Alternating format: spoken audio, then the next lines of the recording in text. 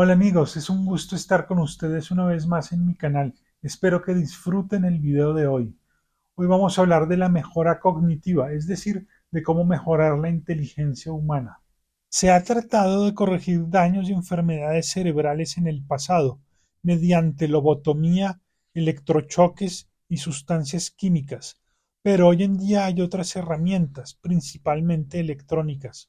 Parte de esa fuente de herramientas son las tecnologías de física médica, electroencefalogramas, resonancias magnéticas, etcétera, que permiten recabar información y observar el funcionamiento del cerebro en tiempo real, para así poder dar un diagnóstico mejor. Y aunque no son tecnologías curativas, sí permiten facilitar el trabajo de los médicos. Estas tecnologías están disponibles desde hace algunos años, unas son más nuevas que otras, y parece que cada vez tendremos mejores tecnologías para estudiar el cerebro vivo. Por otra parte, la nanotecnología, otra tecnología actual, permite, a su vez, reparar el cerebro. Los nanobots, robots muy pequeños de nivel casi molecular, pueden reparar conexiones neuronales defectuosas. Los nanoelectrodos permiten, a su vez, estimular el cerebro gracias a interfaces que se instalan debajo de la piel. Esta técnica ha permitido tratar el mal de Parkinson, por ejemplo, al estimular las neuronas y repararlas, ya que la estimulación tiende a mejorar la interacción entre neuronas. Otra rama de técnicas curativas es la manipulación genética. La CRISPR-Cas9 de Clustered Regularly Interspaced Short Palindromic Repeats y Cas9 por CRISPR Associated Protein 9, esto es, repeticiones palindrómicas cortas agrupadas irregularmente interespaciadas. Recordemos que un palíndromo es una palabra o frase que se lee igual de izquierda a derecha que de derecha a izquierda.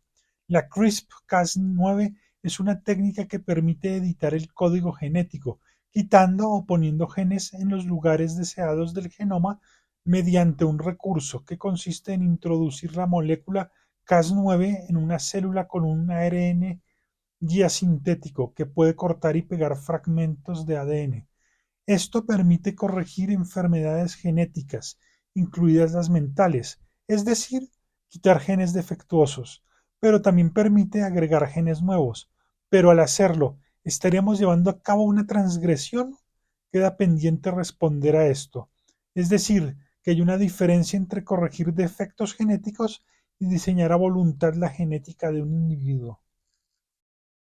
Pero hay todavía más herramientas tecnológicas para implementar la cognición. Ya existen drogas capaces de mejorar la capacidad intelectual humana, los nootrópicos.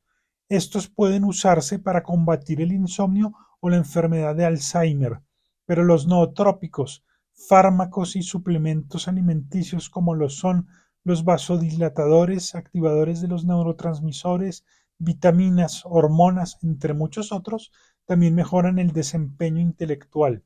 Los más clásicos son la nicotina, el chocolate, las anfetaminas, entre otros. Pero hay otras drogas como las ampaquinas, que mejoran la memoria y la atención y alargan la vigilia.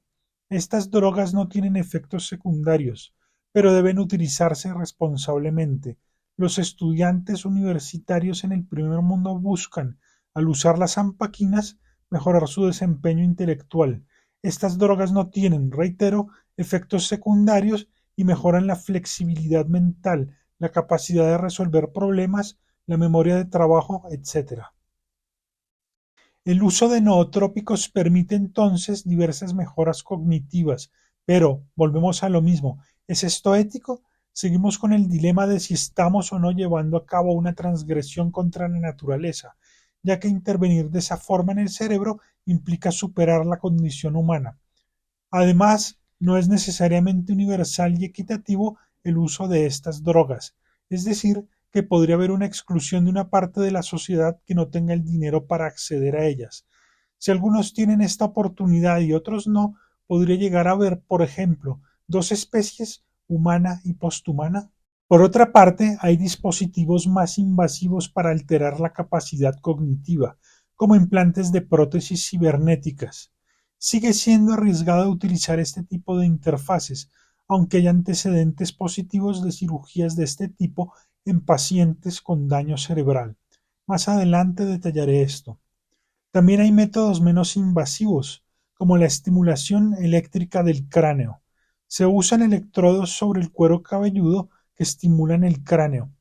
Esta técnica permite una mejora cognitiva sin mayores efectos secundarios, pero consiste esta técnica en transmitir corriente en ciertos puntos del cerebro, optimizando el funcionamiento de las neuronas al estimularlas eléctricamente de una manera compleja. Hay otro método parecido, la estimulación magnética transcraneana. Esta consiste en que se usa una corriente eléctrica proveniente de una bobina colocada al lado de la cabeza, y ésta produce un campo magnético en el cerebro. Con esta técnica se puede controlar el cerebro sin tocarlo, es decir, estimular electromagnéticamente el cerebro sin invadirlo, llevando a una mejora del funcionamiento del cerebro, que funciona como tejido sensible a la vez a lo químico y a lo eléctrico. Esta técnica tiene varios usos médicos: aliviar dolores, superar depresiones fuertes, rehabilitaciones de daños cerebrales, entre otros. Recientemente se usaron estimulaciones eléctricas transcraneanas para mejorar el desempeño intelectual en general. Sin embargo, de ninguno de estos métodos de electroterapia se ha comprobado totalmente su eficiencia. Ahora bien, varios métodos de implementación cognitiva tienen usos militares que parecen antiéticos, aunque los hay unos más que otros. Por ejemplo, el uso de una droga llamada Captagon llevó a estados eufóricos que hacían más aguerridos a los soldados. Estas tecnologías pueden ser nocivas para la salud humana. Por otra parte, para reparar las neuronas se han usado nanotecnologías. Unas de ellas son fármacos envueltos en capas que permiten su liberación lenta y idónea en la sangre. También se usan macromoléculas que reaccionan químicamente para producir efectos en el cerebro. Además, se utilizan células madre, las cuales regeneran las demás células y a sí mismas. Las células madre pueden crear incluso órganos nuevos. Otras células maduras pueden ser reprogramadas genéticamente para ser como las células madre. Las células maduras pueden comportarse entonces como células embrionarias que regeneran células. Otros métodos de mejora cognitiva son los juegos que podemos llamar de inteligencia, como rompecabezas, sudoku, ajedrez, etcétera, que se utilizan no solo para implementar la cognición en los jóvenes, sino para combatir el deterioro de las funciones cognitivas en personas de la tercera edad. Estos ejercicios deberían hacerse con el monitoreo de los profesionales para dicho propósito médico, es decir, que deben crear un ambiente cómodo para que el paciente se sienta bien al momento de llevar a cabo la actividad, que casi siempre es lúdica. Vemos, pues, que no toda mejora cognitiva parte de incidir físicamente sobre el cerebro. La actividad intelectual puede ser de la mayor relevancia en el intento por mejorar la inteligencia humana. Es obvio que la educación es parte importante del desarrollo intelectual de los individuos. Privar a un niño de cierta interacción intelectual con su entorno puede llevarlo a no poder desarrollar ciertas facultades cognitivas, como por ejemplo los niños criados por lobos que no pueden ya aprender a hablar más tarde. La inteligencia es un proceso de desarrollo personal, no solo una facultad que se tiene al nacer. Pero, en última instancia, son las tecnologías recientes ya mencionadas las que más promisorias son para superar al hombre y llegar al posthumano. Las tecnologías que permiten implementar la cognición humana van a evolucionar vertiginosamente en los próximos años. Tal vez se avance más en los próximos 20 años que en toda la historia pasada de la humanidad. Es claro que han de confluir tecnologías diversas, y es probable que en los próximos años surjan otras nuevas y se mejoren las que ya existen. Habrá una confluencia de la ciencia computacional, la bioquímica, la psicología, entre muchas otras ciencias. Es por eso que el gobierno chino quiere mejorar genéticamente a su población. Esto incluye las facultades mentales. Los laboratorios genéticos BGI de Shenzhen en China, que son los principales del mundo actualmente, fracasaron al intentar crear la inteligencia perfecta mediante manipulación genética, ya que los genes operan en conjunto y en forma muy compleja, y no basta entonces con cortar y pegar simplemente el ADN para lograr tener ciertos rasgos físicos. Es decir, que falta el conocimiento suficiente de la genética para lograr un hombre intelectualmente superior, aunque es un esfuerzo que va por buen camino. En Europa, por su parte, está prohibida la manipulación genética de células germinales, ello porque no hablamos ya de corregir defectos genéticos, sino de crear seres modificados a voluntad. Por otra parte, establecer qué es la inteligencia no es tan simple como parece. Hay quienes piensan que hay una inteligencia general, global, pero hay quienes creen que hay inteligencias específicas, verbal, lógico-matemática, musical, etc. Además, la inteligencia es en parte genética, 80%, y en parte producto del entorno, 20%, o al menos eso se cree. Es decir, por ejemplo, que si un genio nace y vive en la selva, nunca será un científico destacado. Los test de inteligencia no son imparciales, ya que, en el pasado, han confundido rasgos culturales, como la educación, con la inteligencia misma, llevando a resultados falsos, como la superioridad racial de los europeos sobre otros pueblos. Por lo tanto, el coeficiente intelectual es una guía aproximada, no una medición perfecta. La inteligencia solo es obvia en los extremos de la medición, genios y personas con deficiencia cognitiva, porque es evidente cuando una inteligencia es muy grande o muy pequeña, pero medir la inteligencia del hombre medio es más difícil, ya que no están claras exactamente cosas como si hay una inteligencia general o si son múltiples, espacial, lingüística, etc., o si la medición de la inteligencia está prejuiciada por aspectos culturales, como creer que los europeos eran más inteligentes porque tenían mejores resultados en las pruebas de inteligencia, cuando en realidad el tipo de inteligencia que se necesita en una cultura difiere de las demás.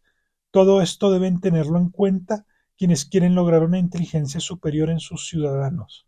Hemos visto, pues, que estamos en una era en la que comienza a vislumbrarse algo superior al hombre actual, el posthumano. Este posthumano debería ser mejor, ante todo, en su inteligencia, ya que esta es la facultad más importante que posee el hombre, o por lo menos la que lo diferencia de los otros animales. Los computadores están cercanos a superar la capacidad intelectual humana. Recordemos que, como dice la ley de Moore, la capacidad de los computadores se duplica cada 2 años. ¿Podrá la implementación cognitiva que hemos visto hoy competir con la computación? ¿Será ser cyborgs, esto es, seres a la vez biológicos y cibernéticos, o si se quiere robóticos, el destino de los hombres? Es decir, ¿es necesario que el hombre y la máquina se fusionen para que el hombre no quede rezagado por la máquina? Por ahora están disponibles los recursos que expuse hoy: estimulación craneana, nootrópicos, manipulación genética, pero se acerca el día en que la inteligencia artificial y la biológica se fusionen. Pero, ¿podrían realmente fusionarse cerebros y computadores? Es decir, ¿qué tan invasiva puede ser una interfaz? ¿Pueden ser la inteligencia artificial y la biológica equiparables? Yo creo que hay un límite claro entre la interfaz y el cerebro que no puede superar ningún grado de invasividad, por grande que sea.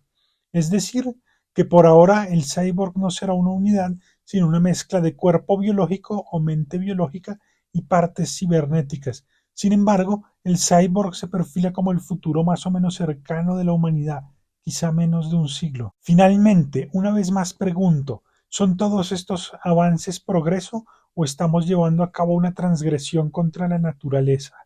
Quizás seamos la primera generación en superar la naturaleza humana, al menos en un sentido tan profundo. Ya hemos logrado duplicar la esperanza de vida, es decir, la duración de la vida humana, reemplazar órganos por prótesis diversas, pero ser más inteligentes es algo que realmente redefine al ser humano. Personalmente creo que todo progreso es válido si lleva a una mejora de la vida, pero lleva la fusión con la máquina a mejorar la vida. No tengo una respuesta para ello. Amigos, ha sido un gusto compartir con ustedes otro video. Los espero en el siguiente. Que estén bien.